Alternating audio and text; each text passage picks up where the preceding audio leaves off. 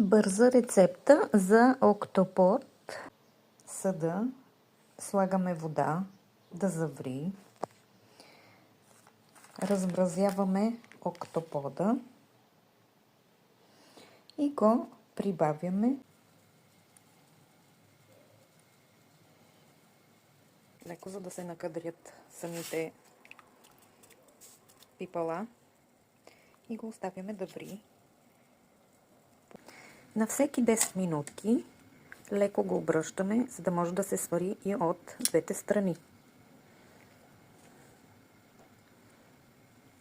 Обръщаме го. Варим около 40 минутки, като го обръщаме и от двете страни.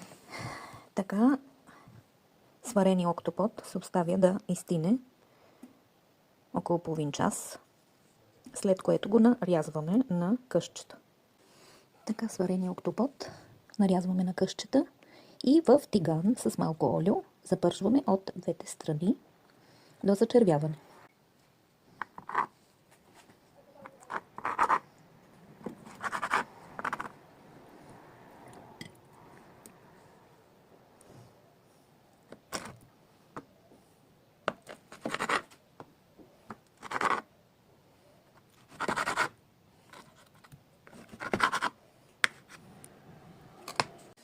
В тиган с малко олио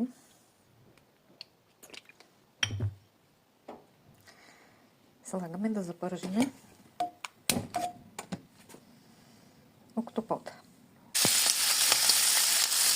Пържим октопода за 2-3 минутки от всяка страна до зачервяване, но не го държим много. Посоляваме.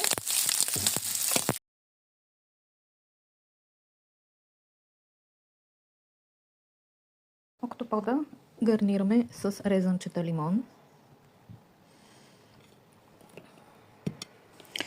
Изстискваме лимонов сок върху октопода.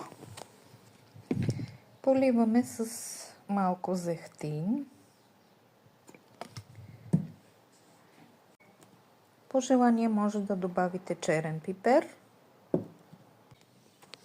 Гарнираме с лимон и стръкче копър. Приятен апетит!